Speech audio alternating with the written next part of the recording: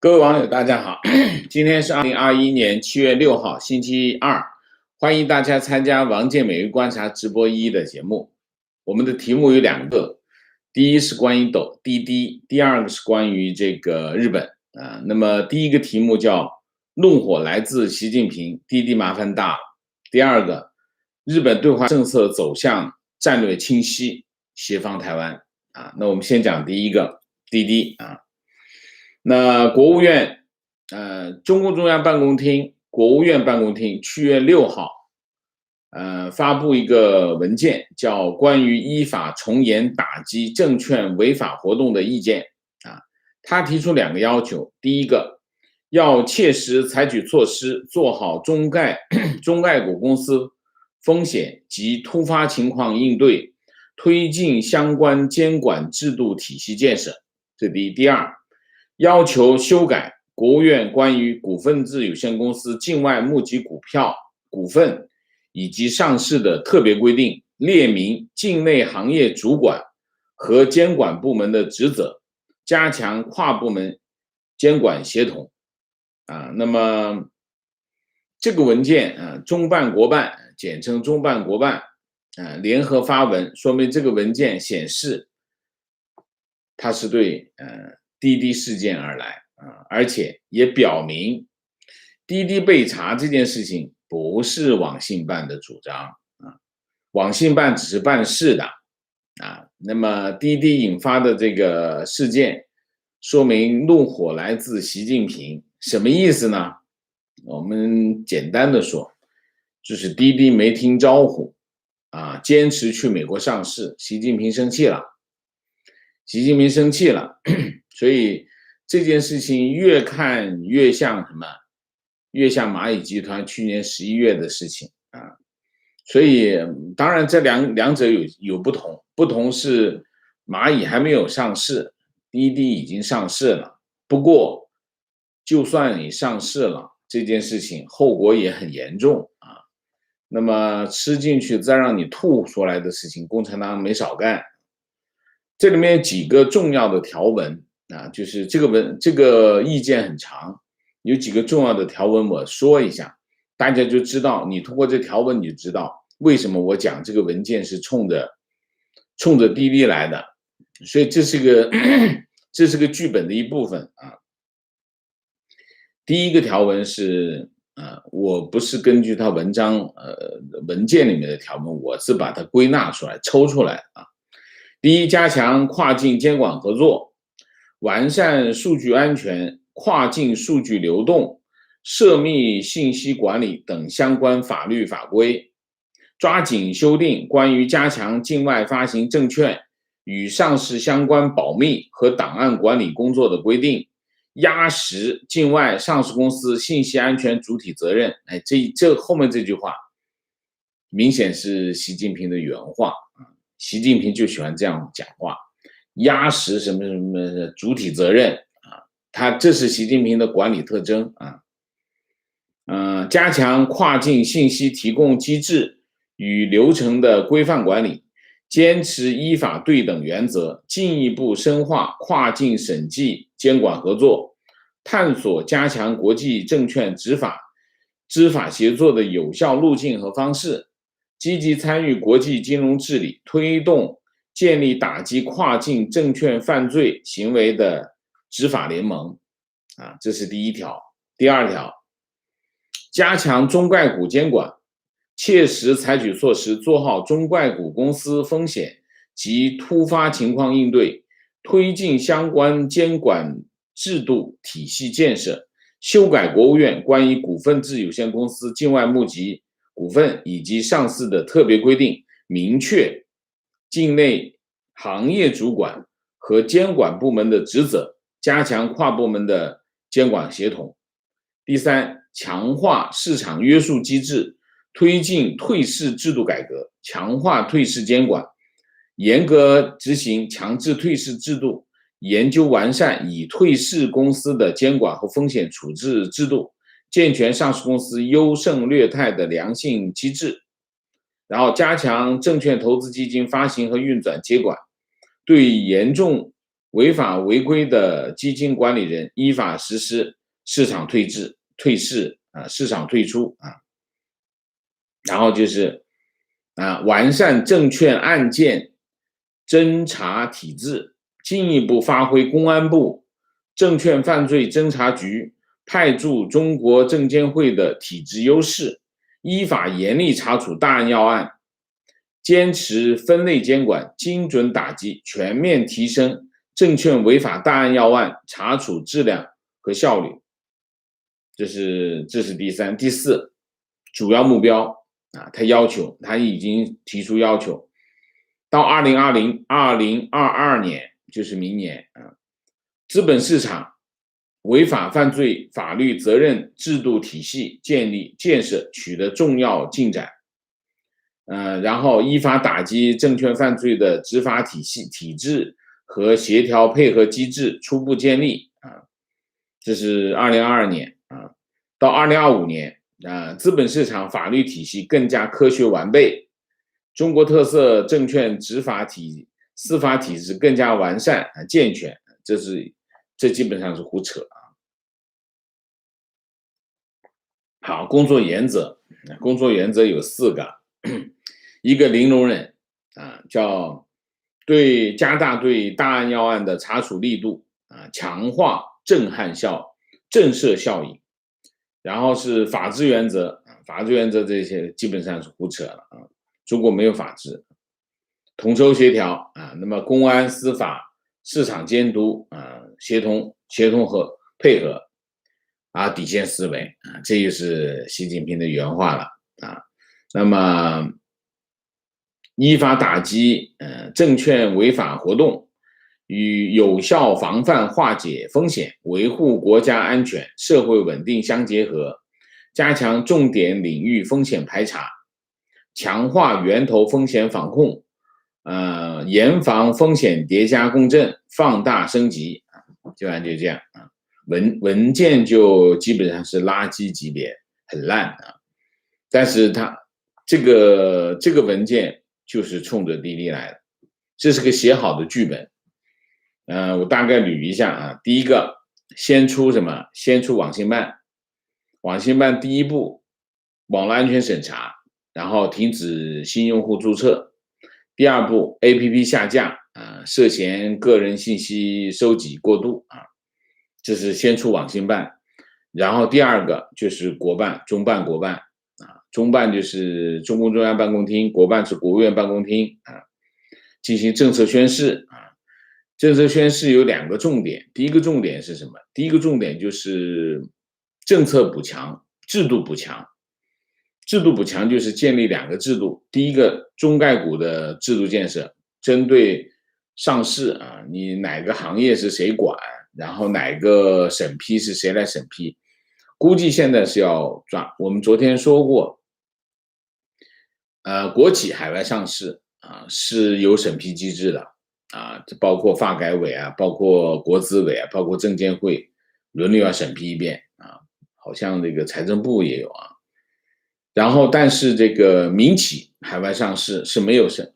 那个什么的原来有一个中国证监会国际部有一个相当于不反对通知书无异议函那后来2002年取消了无异议函，那基本上既不审查也没有审批所以基本上中国民企在海外上市这个文件意思就是不行，不能不管不能不管。所以海外这是第一个上市的这个审批制度估计要做起来中国的民企要海外上市估计有难度了这是第一个。第二个，中概股的监管，就是已经在海外上市的中概股的监管，现在基本上是不管，因为跟它没关系，因为上市地在海外，理论上来说，中国证监会没有管辖权，但是他说他也要管起来那等于就是这2头，一个上市要管起来，一个是这个上市之后要管起来就是中共就是什么都要管然后第3个是什么？金融委是7月6号国务院金融委召开第53次会议啊，那么研究未来一段时间金融领域的重点问题，部署深化政策性金融机构改革工作。会议是这个刘鹤主持啊，金融委开会啊，金融委选择这个时候开会，我觉得也是剧本之一吧啊。然后第四个是证监会啊，中国证监会。中国证监会强调要全面落实零容忍方针，推动完善证券执法体制机制，创新科技监管手段，从严打击恶性违法违规行为，有序推进证券纠纷特别代表人诉讼常态化的工作啊，基本上就是啊，你可以看到现在看到是国办中办发文。然后是这个金融委开会，然后是证监会表态啊，这件事情滴滴这个事儿大了啊。然后呢，滴滴呢又有另外一个麻烦，什么麻烦？它可能在美国会遇到这个集体诉讼啊。那么美国股东权益律师事务所叫 Lebaton Shara 啊。和这个罗森律师事务所宣布，正在代表滴滴的股东调查潜在的证券投资风险。罗森律师事务所正在准备提起这个集体诉讼，挽回投资者的损失。今天到底跌了多少？看看，好像跌的不太多啊。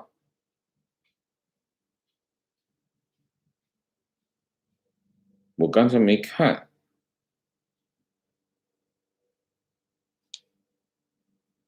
滴滴现在是跌了22.8%，跌不少。我印象盘前是跌了30%啊，刚开市的时候跌了5%，现在22%，不够，还得跌，我觉得还得跌。我们把这事再捋一下。6月30号，滴滴在纽约证券交易所挂牌，然后这个不到48小时，中国网信办7月2号宣布对滴滴展开网络安全审查，然后滴滴股价应声下跌10%左右，然后再过48小时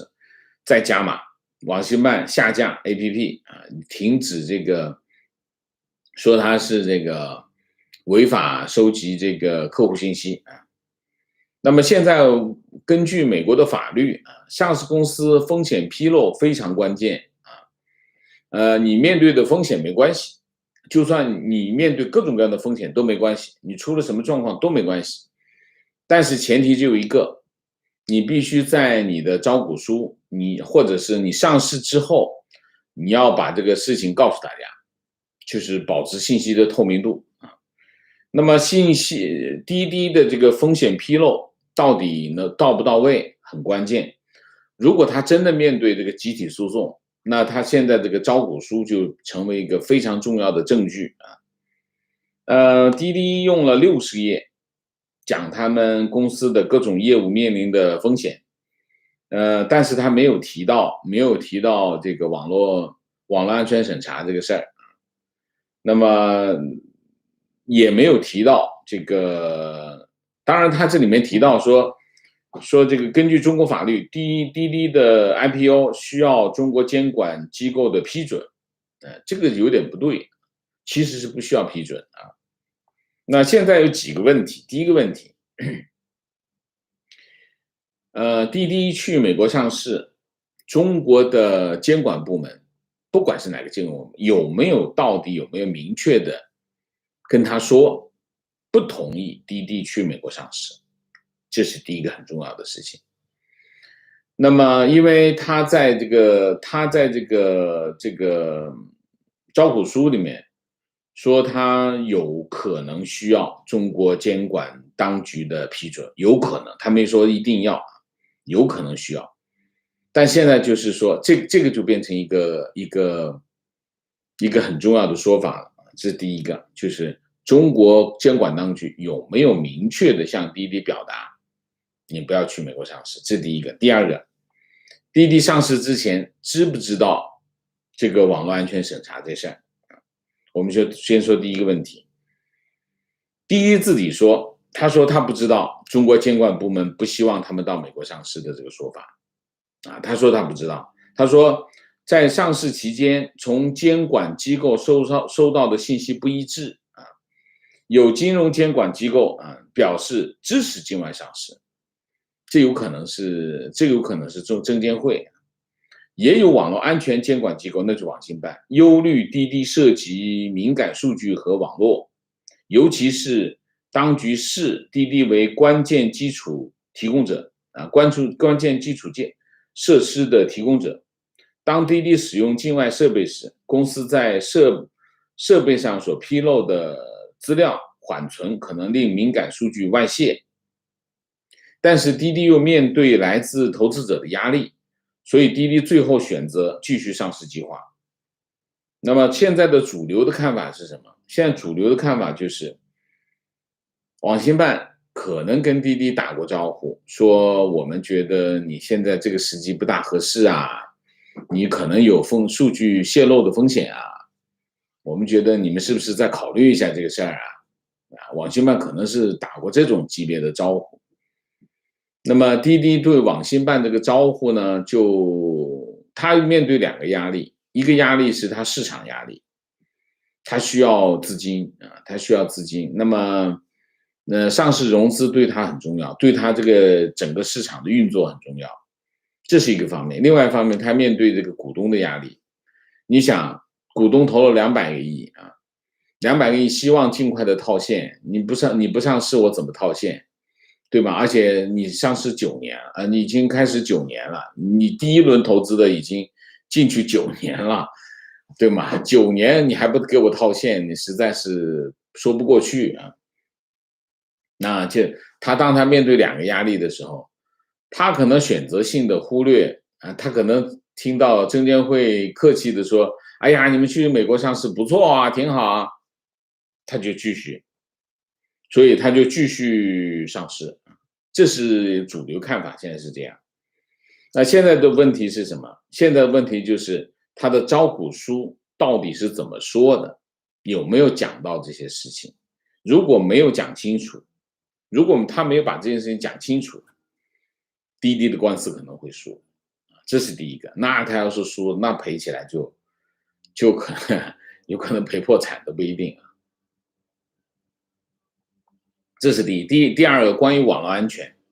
关于网络安全的审查，那滴滴也在招股书上也提到了一些监管风险，但是没有提到网络安全网络安全审查。网络安全审查意味着网信办会对它进行调查，并且会让它下架，这个影响很大。那么滴滴昨天说在 IPO 之前，公司不知道网信办对公司进行网络安全审查。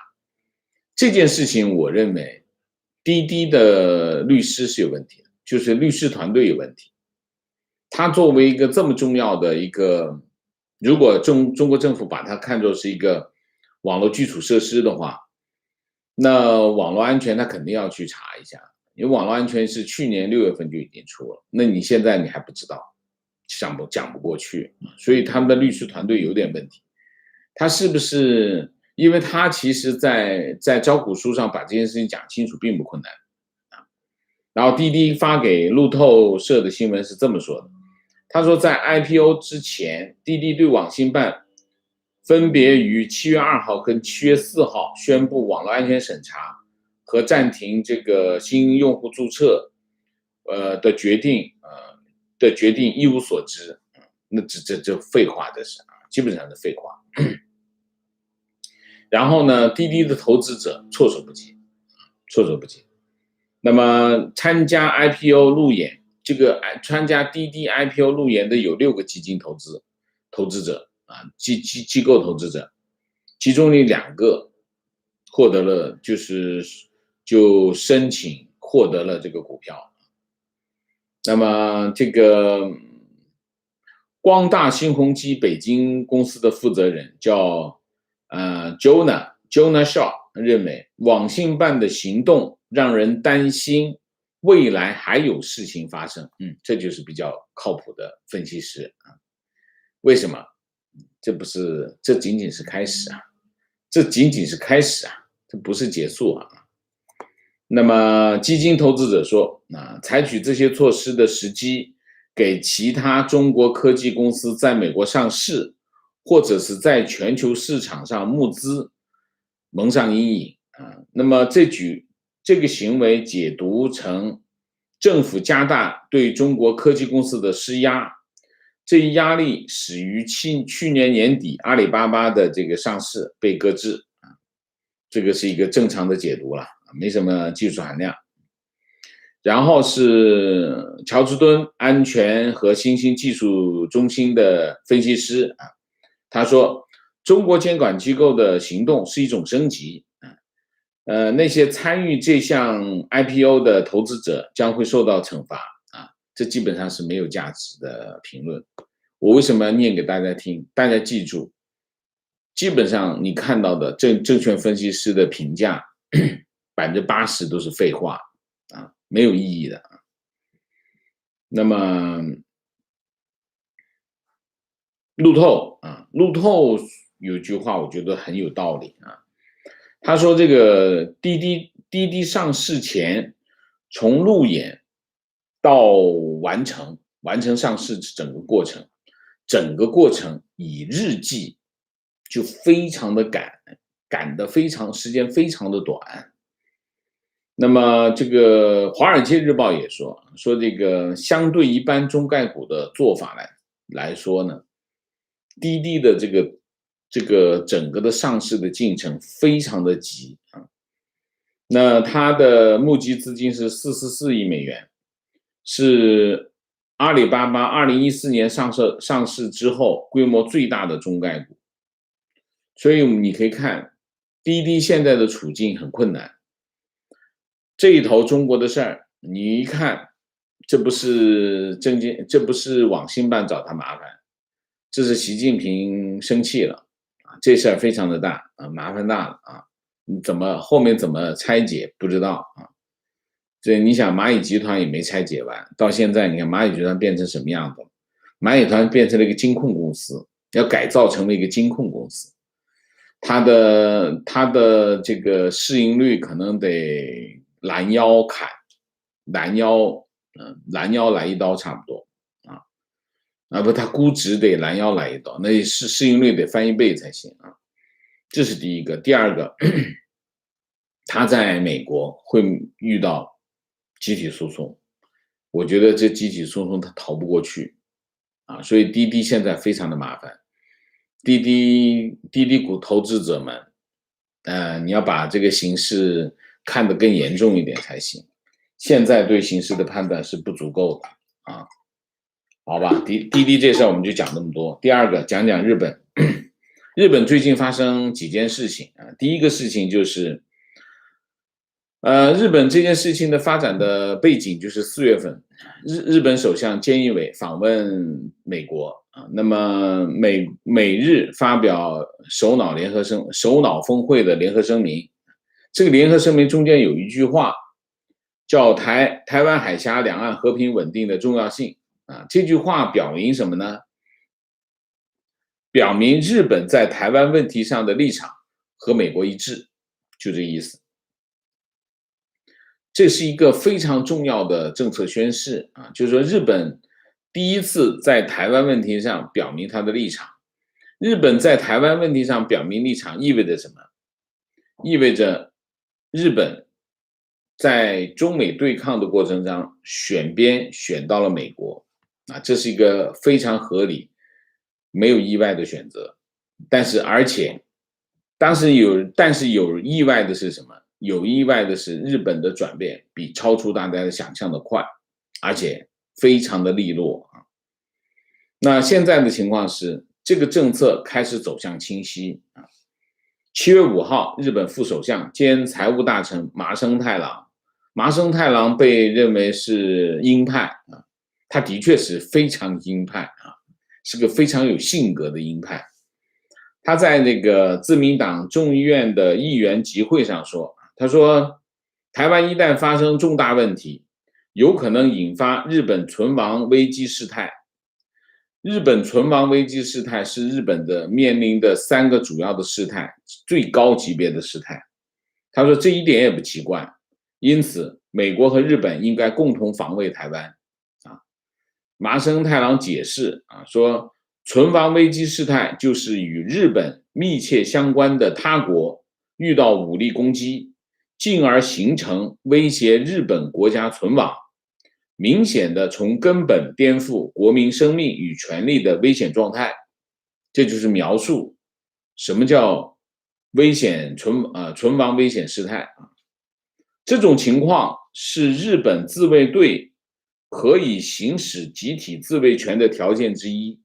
也就是说，他的意思也就是说，如果发生了台湾出了状况日本会派日本自卫队与美军共同防卫台湾，就这个意思这是个非常重要的，这是一个非常重要的信号，因为他是副首相兼这个财务大臣就是财政部长副首相相当于副总统吧那么6月28号，这个日本副防卫相两个都是副的我们后面会解释一下为什么这是2个副的出来讲，叫中山泰秀出席哈德逊研究所的研讨会的时候说，这是上个月底他这么说，他说民主国家应该觉醒，看清中国侵占台湾的企图，并且做好准备，阻遏北京跨越这条红线。中山泰秀说，民主国家台湾他把台湾叫做民主国家不仅是日本的盟友，还是兄弟同属一个大家庭。但是中国对台湾的军事威胁愈演愈烈，在整个台湾周边不断的举行实战军事演习。中山泰秀说，日本希望美国的军力更加强大，以阻遏北京的侵略行为。他重申防卫大臣安信夫这个最近的做出的决定，日本不再将国防开支限制在 GDP 的1%以内，以安全威胁程度来决定国防开支水平这就是最近的2个非常重磅的新闻，它的影响非常的大。这个台湾民进党的立委王定宇他做一个评价，他对最近的这个地缘政治的形势的判断，我觉得非常的有独到的见解。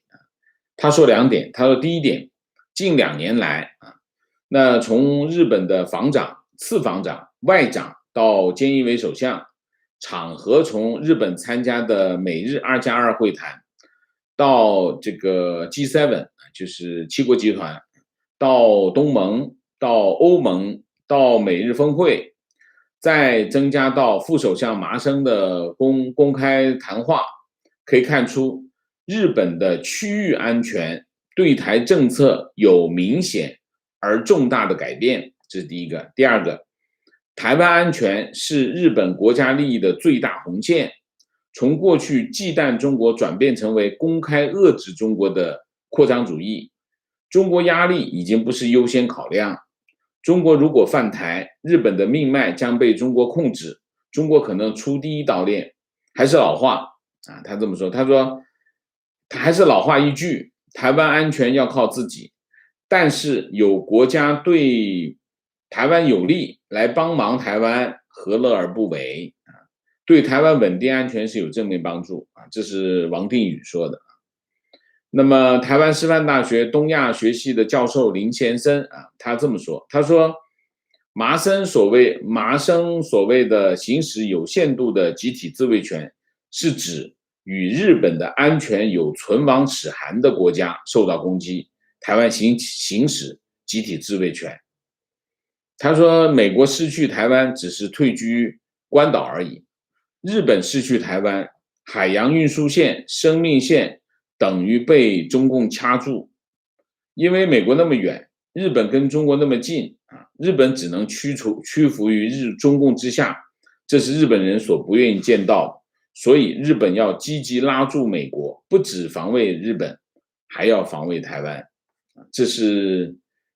两位台湾岛内的评价。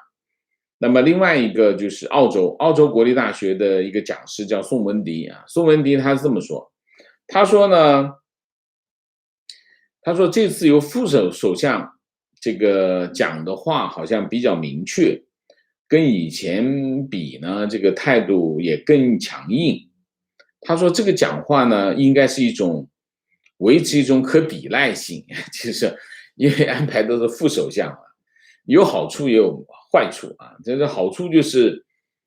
把这个他的发言给台湾社会一个信心啊，同时呢，也可以测试一下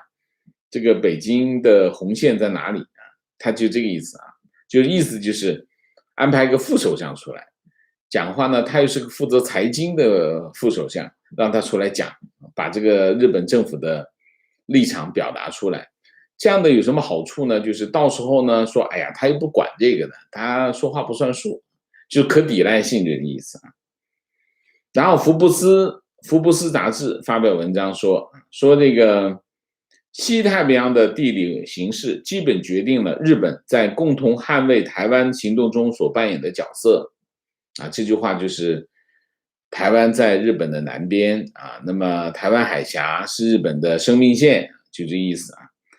在中国进犯日本的阴影之下，日本加入美军行列，参与捍卫台湾行动的意愿将明显的左右局势，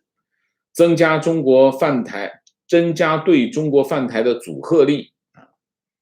那《金融时报》报道说这个日本曾经要求美国分享有关台湾的作战计划，但是美国国防部没有同意，因为美国国防部希望分阶段扩大两国联合军事行动的计划。美国官员说，最终的目标是美日为台湾制定一套整合的作战计划。OK， 那《金融时报》还讲说，美日军方曾经在川普总统任期的最后一年开始为台湾可能发生的冲突进行一个认真的计划，并且进行了最高机密的沙盘推演。然后是中国外交部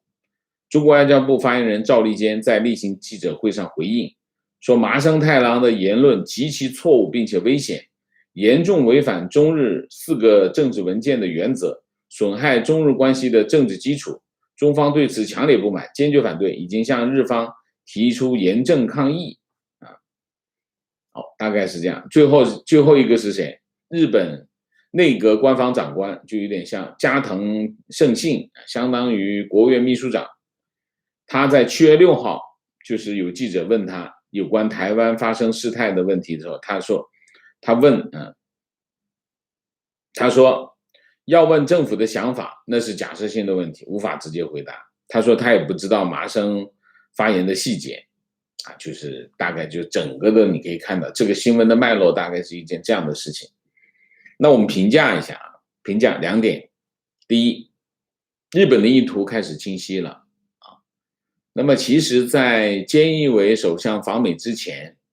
日本对华的态度是有些模糊的啊，日本对台湾的态度那就更不清晰。那么现在日本的意图非常清晰了啊，就当然菅义伟访美的联合声明其实已经是个很清晰的信号，但是那个信号并没有变成一个政策啊。那现在是什么？现在就是麻生太郎和这个副防卫相2个人出来讲这番话，其实就是放风。放风什么意思？就是一方面看美国方面的反应，再看中国方面的反应，当然最重要的是看日本国内的反应啊。日本国内的反应当然是最重要的，因为民选政府你怎么能不管国内的反应？他其实就是看各方的反应，我要做一个这样的事情啊，看看反应怎么样。这第一个，日本的意图开始清晰了，他开始放风了啊。那么这个意图是2点。第一，台湾问题不是日本周边事务，是存亡危机事态啊，这个非常重要，这已经上升到日本存亡事态了啊。说日本存亡事态意味着什么？意味着日本将介入台海事务，那么配合美国协防台湾，也就是说，日本会出兵啊，日本会出兵啊，就是说日本有条件出兵，应该是这么讲啊，这是第一个。第二个，日本立场清晰啊，日本立场清晰起来，它的影响是什么？有5个影响。第一个，台湾海峡的态势出现根本性的改变。原来是美国站在原来是美国站在台湾的后面，那么台湾到底，然后美国又持有一个战略模糊的策略啊，就叫战略模糊啊，就是到底出不出兵，美国不表态啊，原来的形势是一个这样的形势，那么中共在台湾的代理人就吓唬台湾的老百姓，美军是不会来的。美军怎么会为你们这些人牺牲美国人的生命呢？所以局势就是一个这样的局势。但是当日本态度清晰或者我们叫战略清晰的时候，那么有2点就非常的清楚。第一点，美日协防台湾啊，这是第一个。第二个，美日去协防台湾的时候，那么在台湾海峡这个力量对比就发生了根本性的改变啊，这是第一条。第二条，中美对抗，我们把这个视野再拉开啊，在中美对抗当中啊，美国由于日本的态度清晰了，美国在东亚地区就获得了一个非常重要的战略支点，美国的本土和台湾和中国隔着太平洋非常的遥远。虽然美国在冲绳有军事基地啊，但是日本的态度非常的关键。那么现在日本的态度清晰起来，那么美国就获得了一个非常重要的战略支点。他们说过啊，他们算过，冲绳的美军基地战机起飞，飞到台湾海峡需要多长时间？27分钟，25分钟到27分钟。也就是说，一旦台湾海峡有事或者台海有事，美国可以在半个小时之内做出反应。我说半个小时之内做出反应，就是美国的飞机在半个小时之内会出现在这里，就这个意思啊。这是一个啊，这是第2点啊。第3点，日本由于这件事情的发生，日本在整个印太地区的地位更加重要啊，更加重要，就是日本开始成为具有战略地位的一个国家，这是第2个。这是相对于美国而言，大家知道，相对美国而言，就相当于整个局势而言。第4，中日关系将不可挽回的走向反面，也就是说，中日翻脸只是迟早的问题，只是程度的问题啊，这是第4。第5，如果在中国再跟日本翻脸，就意味着日本将会失去一个核心的支持力量。中国的改革开放与今天有2个非常重要的力量，第一个力量来自哪里？来自香港，港商。港商是中国改革开放初始动力之一，另外一个动力是什么？就是日商。如果中国再跟日本翻脸，日本企业再跑掉，那对中国的冲击是非常的大。好，那我们今天的主题就讲到这里，我们下面进入互动。进入互动之前，温馨提示，请大家点赞，请新来的网友订阅，请大家加入我们的会员，支持我们做更好的节目。OK， 进入互动之后，请大家不要聊天啊，4个情况、问题、观点、情绪，谢谢，凝谢一下Paul 亮，谢谢 郭喷塞，谢谢山根彤，谢谢林静华，谢谢观点。滴滴事件差不多把中国创新的路子也堵起来了，回头看看中国的前30年发展，阿里、腾讯这些企业早期爹不亲娘不爱，整天喊着支持民主企业的政府，宁可大把撒钱给效率低的国企，也不愿意指缝间漏点给民企，都是美国等外国资本大胆耐心的长线投资，这回包子又一次凭一己之力堵上了这个缺口。非常好啊。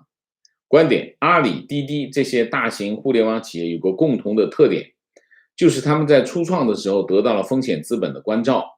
上市之后成为行业领袖，这样他们在和国际资本以及国际社会接触比较多。相对于央企、国企，党对这些企业控制力比较弱，这些企业所在的行业太重要，所以共产党很不放心，必须要加强控制，这就是他们受到打压的原因。有点像普京当年打压那些不听话的寡头，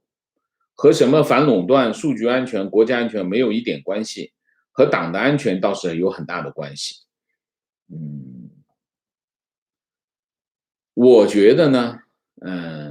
滴滴也好，叫什么这个蚂蚁也好，这2件事情跟习近平都有直接的关系。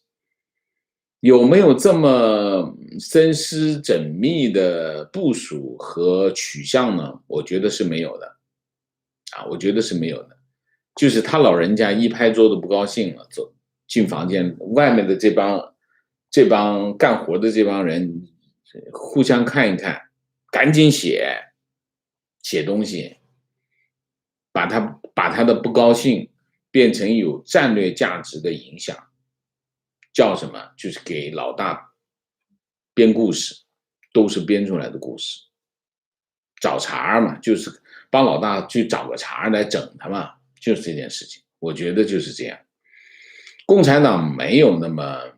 共产党做事情基本上前瞻性，你说前瞻性有吗？有，它的前瞻性通常都是些什么？都是很宏观的东西，前瞻性。但是到具体的事情上，他有没有前瞻性？完全没有。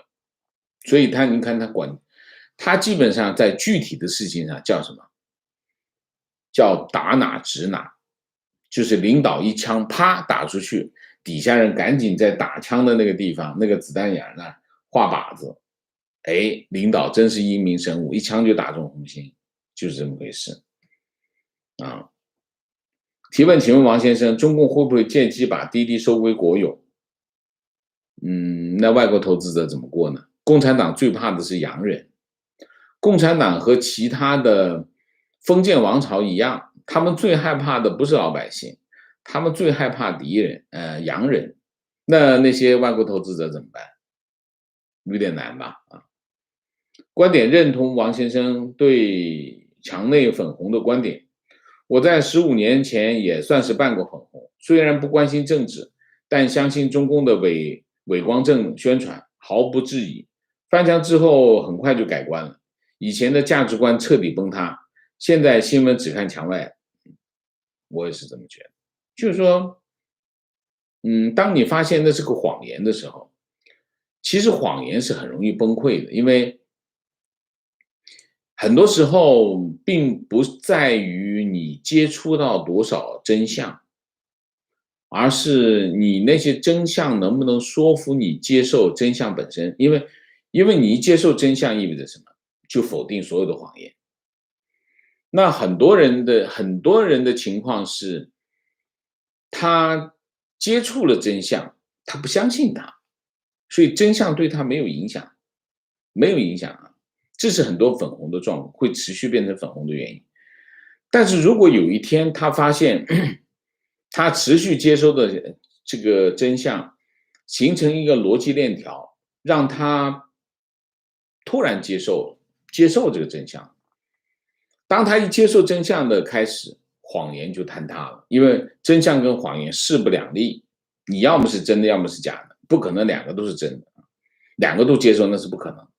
那他一坍塌之后，这件事情就再也爬不起来，因为除非你又不接受真相，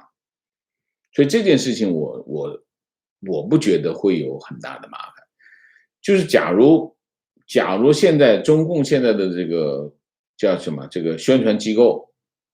啪有一天啪变成真的新闻机构了，以新闻原则、真相为他们的报道内容的话，我觉得中国社会3-4年就会大变样，一下子就会变过来。为什么？你别忘了，谎言是更困难的，谎言的存续是更困难的，因为你要不断的编故事，但是真相是最简单的，你不断的而且真相不断的发生，所以真相其实更容易，而且真相更容易传播，因为你不需要编故事。所以这件事情大家不用太担心啊。观点：滴滴事件是商政加愤割韭菜，集资到手，做低股价，趁低吸纳，再放出利好消息，推高股价，然后套现。如果放出利好消息不行，再拿回香港再上市，又可以割一轮韭菜，哪那么容易？割韭菜那么简单？如果技术含量这么低的话，全砸你手里了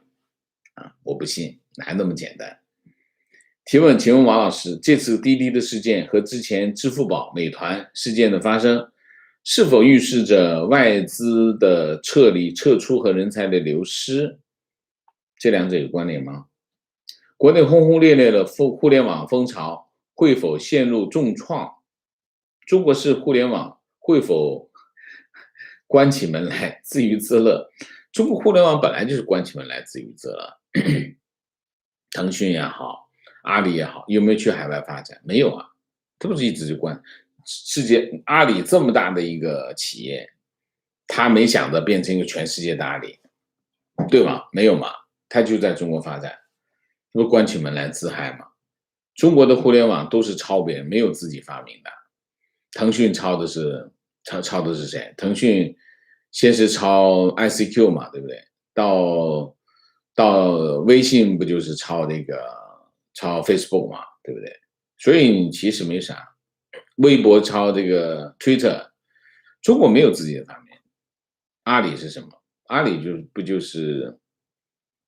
亚马逊嘛，对不对？所以这个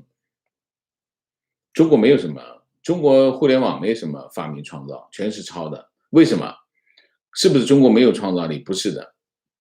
不是的啊，这不是说中国现在你看到的这些互联网的这些业态都是来自于美国的，并不是说中国人没有发明创造的能力，并不是这个意思。意思是什么？因为来自于美国的投资者，他更愿意把钱投到跟美国的业态已经证明过的业态或者商业模式这样的企业身上。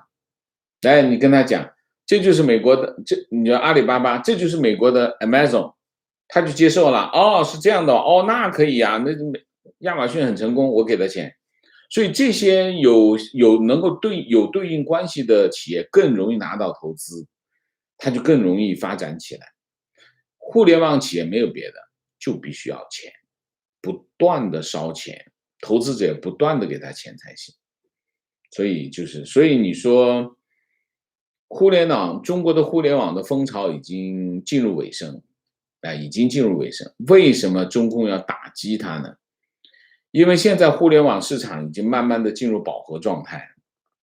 饱和状态怎么办？那它就要开始向传统行业渗透，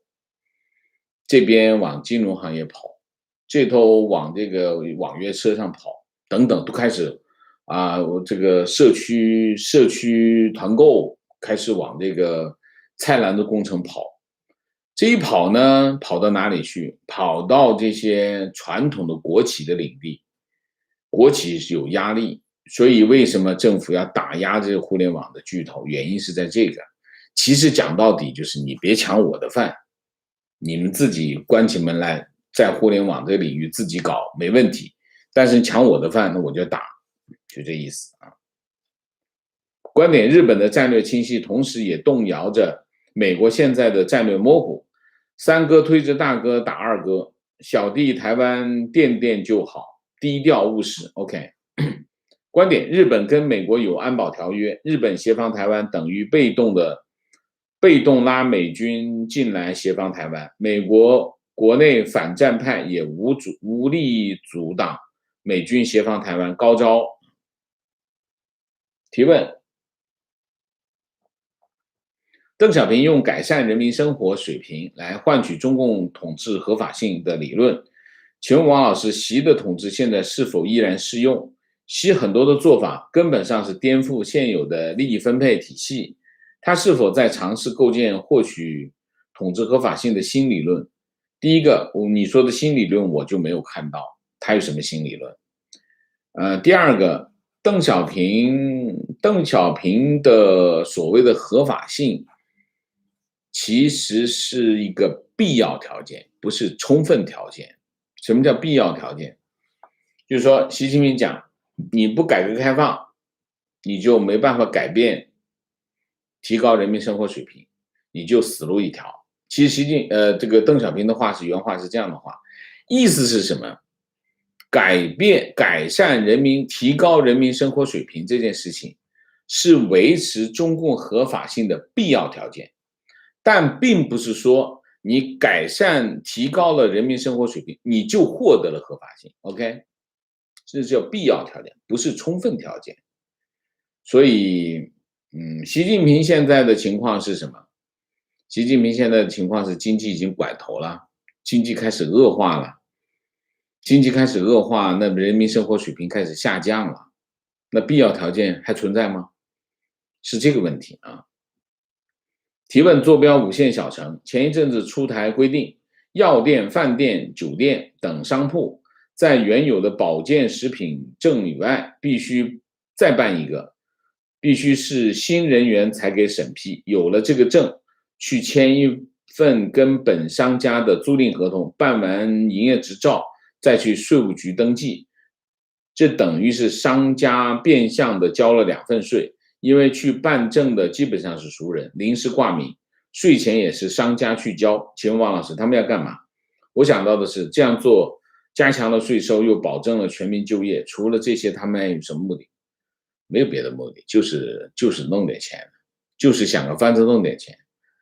但是他想着法子弄点钱也没什么，问题是他得折腾你。这个问题就这样。就中共的事情最讨厌的是什么呢？他冠冕堂皇，